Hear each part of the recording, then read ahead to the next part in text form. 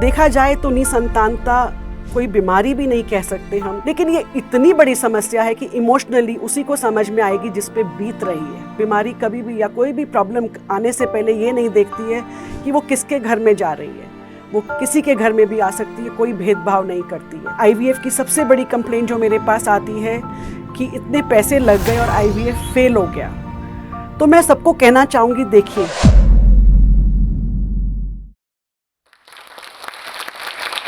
मैं doctor Jyoti Bali, director Baby Soon fertility and IVF centre, Karol Bagh और south Delhi में ईस्ट ऑफ कैलाश में कार्यरत हूँ। मैं उन लोगों का इलाज करती हूँ जो निसंतानता से ग्रस्त हैं। आज से 15 साल पहले की बात है कि मैं एक बार किसी कैंप में गई थी सोनीपत में। तो वहाँ मैंने एक कपल का हिस्ट्री लेना शुरू किया और उसके साथ उसके ससुराल वाले पूरे थे, सब लोग परिवार से, जो उसके हस्बैंड के परिवार के लोग थे। तो जब मैंने बातचीत शुरू की हस्बैंड वाइफ से, बाकी रिश्तेदारों को बोला कि आप बाहर बैठ जाइए, पहले मुझे सिर्फ पति और पत्नी से बात करनी है। तो हिस्ट्री लेने के बाद जब मैंने उन्हें टेस्ट लिख के दिए तो हस्बैंड से मैंने कहा कि सबसे पहले जो जांच होगी वो आपकी होगी। तो फटाक से जवाब मिलता है मुझे कि मैंने अपनी जांच कराई हुई है, मुझे मालूम है कि नील शुक्राणु है मेरे। तो अब हम आपके पास ये जानकारी तो लेकर ही आए हैं कि हमें मालूम है कि इसमें क्या करना है। वो पहले मेरे पास आने से पहले 2-3 डॉक्टरों के पास जा चुके थे लोकल। तो मैंने कहा ठीक है, फिर इसका इलाज मैं आपको समझा देती हूँ कि आपको कैसे करना है। कि अगर हम आपका पूरा आईवीएफ करते हैं, इक्सी करते हैं साथ में, और एक टीसा नाम की चीज़ होती है जिसमें टेस्टिकुलर स्पर्म एस्पिरेशन कहते हैं। तो एज़ोस्पर्म या क्या होता है, मैंने उन्हें पूरा डिटेल में समझाया। तो कहते हैं हमें ये सब नहीं सुनना है, हमें मालूम है कि हम करा चुके हैं ये सब एक जगह पे, हमने वो पेपर्स साथ में नहीं रखे हैं क्योंकि हमने वो पेपर्स फाड़ दिए थे गुस्से में आकर। तो अब हमारा ये विचार है कि आप हमें डोनर स्पर्म कहेंगी तो वो हम मानेंगे नहीं। तो मैंने कहा फिर विकल्प क्या है इस लेडी के लिए? शादी को अभी सिर्फ 2 साल ही हुए हैं और ये लड़की जो है सिर्फ 24 साल की है। हमारे ही परिवार में या तो मेरे भाई का सीमेन ले लीजिए या मेरे पिताजी का ले लीजिए। तो मैंने कहा कि आपने अपनी पत्नी से पूछा है कि वो ये इस चीज़ के लिए राज़ी हैं? कहते इसका कोई से नहीं है, अगर ये नहीं मानेगी तो मैं इसकी बहन से शादी कर लूँगा। मैंने अपना माथा पकड़ लिया उस दिन और मैं सोचने लगी कि एक महिला क्या इतनी मजबूर हो सकती है कि उसने शादी की अरेंज मैरिज अपने माता-पिता की मर्ज़ी से, और वो अपने वापस घर जाकर ये नहीं बता सकती है कि मेरे साथ क्या दबाव मुझे दिया जा रहा है ससुराल में। तो मुझे लगा कि अभी भी हमारी कंट्री इस बात को समझने में बहुत पीछे है कि एक औरत का कंसेंट बहुत ज़रूरी होता है कि उसके साथ आप उस शादी में क्या कर रहे हैं। मैं वापस आकर समझ नहीं पाई उस दिन कि एज एन इनफर्टिलिटी स्पेशलिस्ट मुझे क्या करना चाहिए। मेरी रूह कांप गई इस बात से। ये कहानी आज से 15 साल 16 साल पुरानी है और जब ये ओपीडी मैंने किया तो मुझे लगा कि मुझे इसी ब्रांच में आगे जाना है और शायद अगर मैं यहाँ कोई चेंज ला सकूँ तो मेरे लिए बड़ा सैटिस्फाइंग और फुलफिलिंग होगा, मेरी तमन्ना पूरी हो जाएगी एक डॉक्टर होने के नाते। सो एक जज्बा तो आ गया था कि एमडी ख़त्म की, senior residency Lady Hardinge medical college से ख़त्म करने के बाद मुझे एक दिन अपने आप से ये लगने लगा कि मैं ऐसा डिफरेंट क्या कर रही हूँ कि जो एक चेंज ला सके किसी सोसाइटी में या मुझे खुशी दे सके। तो मैंने इनफर्टिलिटी को अपना सब्जेक्ट चुना क्योंकि कहीं मुझे लगा कि अभी भी हमारे समाज में इस चीज़ के लिए बहुत ज़रूरत है और शहरों में तो ये पहुंच ही गया है, लेकिन गांव तक पहुंचना अभी इसे बाकी है, या लोगों की सोच बदलने के लिए अभी भी बाकी है ये। सो यहाँ से मेरी जर्नी शुरू हुई और मेरे 2 बच्चे थे तब तक। एक बेटा, मेरा पहला बेटा मेरा 4 साल का था और छोटा बेटा 2 साल का था। मैंने घर में सबसे बात की कि मैं सिर्फ एमडी करके या सीनियर रेजिडेंसी करके अपनी प्रैक्टिस नहीं स्टार्ट करना चाहती हूँ क्योंकि ये एक एस्टैब्लिश्ड फैमिली है, तो कोई ऐसी प्रॉब्लम होनी नहीं चाहिए, मैं आगे पढ़ना चाहती हूँ। मेरे इन-लॉज़ ने, मेरे हस्बैंड ने, सबने मुझे सपोर्ट किया, पूरी जॉइंट फैमिली ने सपोर्ट किया। फिर मैंने इन दोनों बच्चों को स्कूल में क्रच में डाला थोड़ा टाइम के लिए ताकि ये मेरे बिना ज़्यादा टाइम रहना सीखें। जॉइंट फैमिली में थे इसलिए एडजस्ट भी अच्छे हो गए थे। फिर मेरी कहानी शुरू हुई बैंगलोर जाकर। बैंगलोर जाके 2 बच्चों को छोड़ के या घर परिवार छोड़ के रहना बहुत पेनफुल था। जब मेरा बेटा फ़ोन पे रोता था तो मैं कभी बहुत अपसेट होती थी, लेकिन बाकी भी जो लोग वहाँ ट्रेनिंग करने आए थे, मेरे दोस्त, सभी अपने-अपने बच्चों को छोड़कर आए थे, सभी सैक्रिफाइस करने के लिए आए थे। हर किसी का जज़्बा भी यही था, जोश भी यही था। तो मुझे लगा कि मैं अकेली नहीं हूँ जो इस सोच के साथ यहाँ आई हूँ। आने के बाद मैंने 5 साल फोर्टिस हेल्थ केयर में काम किया, जहाँ मैंने बहुत पैशनेटली काम किया, लेकिन कॉर्पोरेट था। 5 साल के बाद लगा कि नहीं, मुझे अपना नाम चाहिए, मुझे अपने नाम पे काम करना है। और फिर कॉर्पोरेट में कई बार पेशेंट्स ऐसे भी आते थे कि रिच पेशेंट्स भी होते थे, कुछ पेशेंट्स जो अफ़ोर्ड नहीं कर सकते थे। तब मेरे मन में ये ख़्याल आया कि मेरे पास अपना नर्सिंग होम है, जगह है, 30 बेडेड हॉस्पिटल मेरे इन-लॉज़ का बनाया हुआ है। क्यों ना मैं एक फ्लोर लेकर इसे इस ट्रीटमेंट को, ये कहते हैं कि सब कॉमन आदमी जो अफ़ोर्ड कर सके उसके लिए नहीं, एक ऑटो वाला या रिक्शा वाला या एक मर्सिडीज़ में आने वाला, इसमें भेदभाव क्यों होना चाहिए? क्या कुछ ऐसा किया जा सकता था जिसे हम अफ़ोर्डेबल बना सकें? यहाँ से मेरी जर्नी शुरू हुई सोचने की, और मैंने इसका नाम रखा बेबी सून। तो ये एक जज़्बा था, एक जोश था, जिसके साथ मैंने इस क्लिनिक को स्टार्ट किया 2017 अक्टूबर में। उसके बाद 2022 में दूसरी क्लिनिक स्टार्ट की ईस्ट ऑफ कैलाश यानी साउथ दिल्ली में। लेकिन आईवीएफ ट्रीटमेंट, बहुत लोगों को ये नहीं पता होगा अभी भी कि सबसे पहला आईवीएफ का बच्चा विश्व में 1979 में पैदा हुआ था लंदन में, और इंडिया का फर्स्ट आईवीएफ बेबी सिर्फ उसके 67 डेज बाद 3 अक्टूबर 1979 में पैदा हुई थी कनुप्रिया अग्रवाल, कलकत्ता में डॉक्टर सुभाष चंद्र मुखोपाध्याय, जिनको रिकग्निशन उनकी मौत के बाद मिली। तो अगर हम देखें तो कितना गर्व महसूस होता है एक इंडियन होने के नाते कि हम विश्व में दूसरे स्थान पे आते हैं इस खोज के लिए, इस वरदान के लिए, जिसे मैं वरदान कहती हूँ निसंतान दंपतियों के लिए, कि ये ट्रीटमेंट कितना बड़ा वरदान है। अब देखा जाए तो निसंतानता कोई बीमारी भी नहीं कह सकते हम। ये ऐसी, ना तो आप फिजिकली बीमार हैं जब आपका कोई बच्चा नहीं है या संतान पैदा नहीं हो रही, ना आप मेंटली बीमार हैं, तो आप इस डेफिनेशन के चलते पेशेंट तो नहीं कहलाएंगे। लेकिन ये इतनी बड़ी समस्या है कि इमोशनली उसी को समझ में आएगी जिस पे बीत रही है।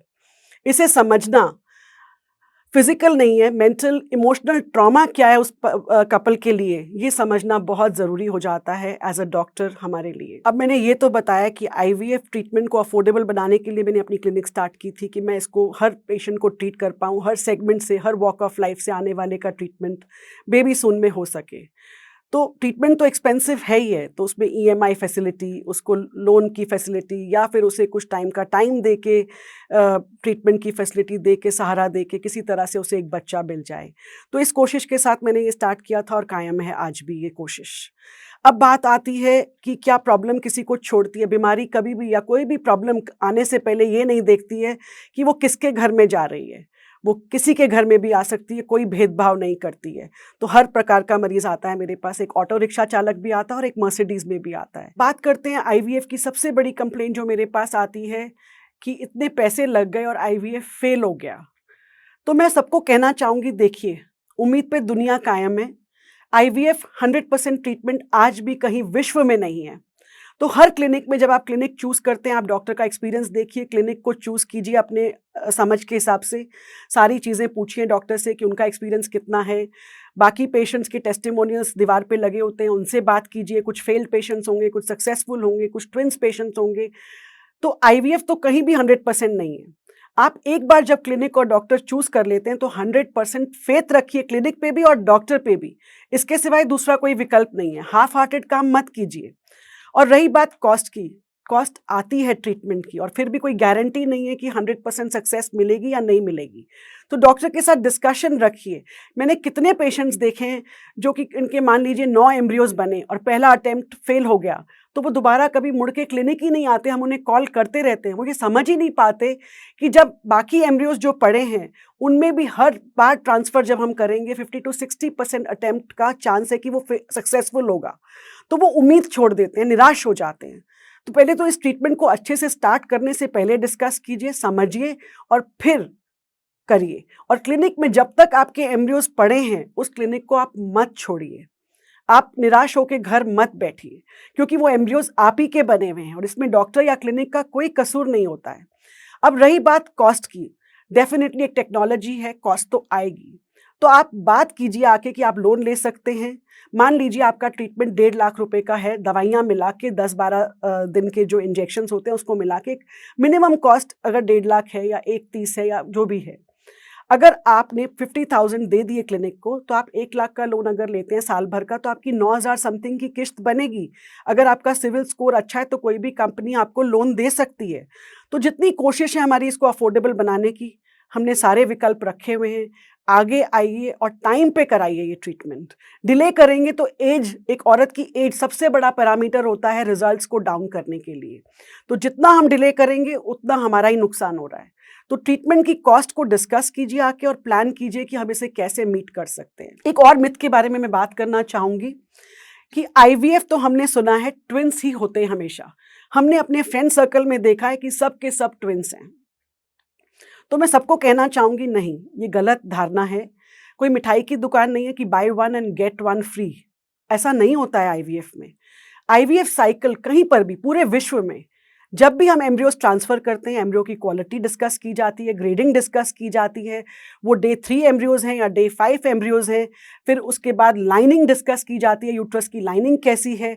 ये सारे फैक्टर्स देखने के बाद अगर सब कुछ हमारी तरफ से 100% है, तब भी best of clinic, best of doctor, best of hands में ये रिजल्ट 50 से 60% से ऊपर नहीं है। 50 से 60% की सक्सेस रेट है इसकी आईवीएफ ट्रीटमेंट की, सेल्फ एग्स के साथ, अपने अंडों के साथ। डोनर एग में हाँ, ये प्रतिशत बढ़ जाता है, 80% तक जाता है ये रिजल्ट। तो पहले तो हमें ये समझना ज़रूरी है कि ट्विनिंग का रेट 5% होता है। मल्टीपल प्रेगनेंसी कोई खुशी की बात नहीं है। हमारी यूट्रस भगवान ने एक बच्चे के लिए डिज़ाइन की है। 2 बच्चों तक ठीक है, हम रिस्क लेते हैं और कैरी करते हैं, बट 2 से ऊपर बच्चे कैरी करना खतरे को दावत देने जैसी बात हो जाती है। तो इस कोई भी क्लिनिक खुश नहीं हो सकती है कि उसने ट्रिपलेट्स प्रेगनेंसी आपको दे दी, उसने आपके लिए कॉम्प्लिकेशन खड़ी, टाइम से पहले बच्चों का होना, नर्सरी में चले जाना, फिर बाद में और दिक्कतें सफ़र करना। तो ये रिस्क लेने लायक बनता नहीं है। तो पहले तो ये धारणा करेक्ट कीजिए कि आईवीएफ ट्रीटमेंट ट्विन्स देने के लिए नहीं है।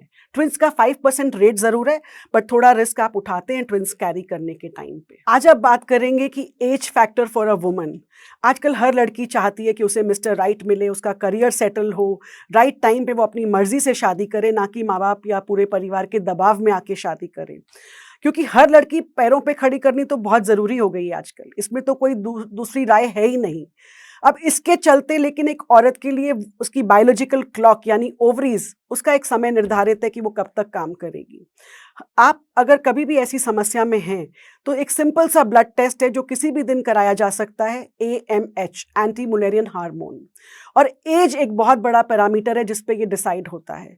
तो एक AMH करा लीजिए। और अपनी एज को लेकर मैं ये कहूँगी कि अगर आप 1 साल तक ट्राई कर रहे हैं, मैरिड हैं ऑलरेडी, तो आप एक बार सिर्फ विजिट कर लीजिए इनफर्टिलिटी क्लिनिक में।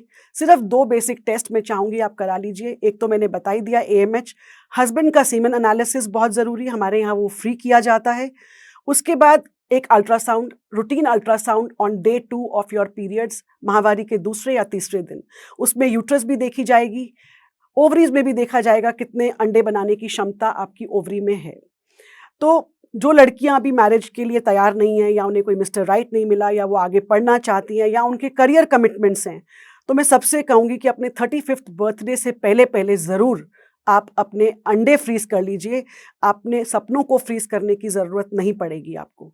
आपके ड्रीम्स आप फॉलो कीजिए, लेकिन अपने एग्स आप फ्रीज़ कीजिए। Coming to the fact that if you have, अगर आपने 1 साल ट्राई कर लिया है प्रेगनेंसी के लिए बिना किसी कॉन्ट्रासेप्शन को यूज़ किए, तो इसमें घबराने की कोई बात नहीं है। सिर्फ बेसिक टेस्ट जो मैंने अभी बताए आप वो कराइए, और उसकी सलाह पे आप डॉक्टर से डिस्कस कर लीजिए कि मान लीजिए आप मैरिड हैं लेकिन अभी आप रेडी नहीं हैं। मेरे पास कई कपल्स आते हैं जो कहते हैं कि मैम शादी को तो हो गए 2 साल, बेसिक टेस्ट करा लेते हैं, उसके बाद आप बता दीजिए कि हमारे क्या चांसेस रहेंगे अगर हम अभी प्लान नहीं करना चाहते हैं। तो मैं उनसे कहती हूँ देखो वक्त का पता नहीं, कल जाके ये AMH जो आज ठीक है 2 साल में फॉल कर जाए, या कोई प्रॉब्लम सीमेन में आ जाए, तो आप अपने एम्ब्रियोज फ्रीज करा सकते हैं। जो मैरिड हैं उन्हें मैं कहूँगी एम्ब्रियोज फ्रीज करा लीजिए, और जो लड़कियां मैरिड नहीं हैं अभी, या अभी प्लान नहीं करना चाहती हैं, वो अपने एग्स फ्रीज करा लीजिए। और अगर AMH और सब कुछ बहुत अच्छा है तो आपको उससे आपके डॉक्टर से सलाह करके आप बता सकते हैं कि कितना टाइम हम सेफली वेट कर सकते हैं। तो ये एक डिस्कशन का मुद्दा है, इसमें सिर्फ आपको क्लिनिक आना है। डर को लेकर आप घर पे मत बैठिए, आगे आइए और डिस्कस कीजिए अपना प्रोस्पेक्ट। एक चीज़ जो मैं आज कहना चाहूँगी वो ये है कि निसंतानता या इनफर्टिलिटी सिर्फ महिलाओं का मुद्दा नहीं है। हम हमेशा अक्सर देखते हैं कि जब मैरिज होती है, घर में सब लोग पूछते हैं उस लड़की से कब गुड न्यूज़ दे रहे हो। वो कहीं पार्टी में जाएगी, उसके फ्रेंड्स की जिनकी शादी उसके आसपास हुई थी उन सब के अगर बच्चे हो जाएं तो उसको उस पार्टी में हर कोई पूछेगा तुम कब गुड न्यूज़ दे रही हो। तो ये सवाल उस लड़के से भी पूछना चाहिए जिसकी शादी हुई है, वाई ओनली अ गर्ल, या एक महिला से ही क्यों पूछा जाए, पुरुष से भी पूछना चाहिए। दोनों इक्वली जिम्मेदार हैं और ये डिसीजन उन दोनों का होना चाहिए कि उन्हें संतान कब पैदा करनी है या वो क्या सोचते हैं इसके बारे में, उनकी क्या इच्छा है। एक चीज़ और कि निसंतानता किसी को ऐसा नहीं है कि महिलाओं में ज़्यादा होती है और पुरुषों में कम। 50% इंसिडेंट महिलाओं में मिलता है कारण हमें, और 50% पुरुषों में मिलता है। तो ये इक्वल है, तो इसलिए इसके लिए जिम्मेदार दोनों ही ठहराए जाएंगे। और सबसे पहला टेस्ट महिला का नहीं होता है, पुरुष का होता है। उसके ऊपर निर्भर करता है कि उस लेडी का क्या ट्रीटमेंट किया जाएगा। मैं इसे एग्जाम्पल दे के कहती हूँ कि अगर एक पुरुष के सीमेन एनालिसिस में काउंट उसका लगा लीजिए 2 मिलियन है, जबकि नॉर्मल काउंट 15 मिलियन है WHO के हिसाब से, मोटिलिटी और मॉर्फोलॉजी तो छोड़ ही देते हैं अभी हम। अगर काउंट इतना कम है तो उस महिला की कोई जांच IUI या ट्यूब टेस्ट करने की हमें ज़रूरत ही नहीं है। सीधा सीधा मालूम है कि इसके साथ हमें IVF और ICSI करना ही पड़ेगा।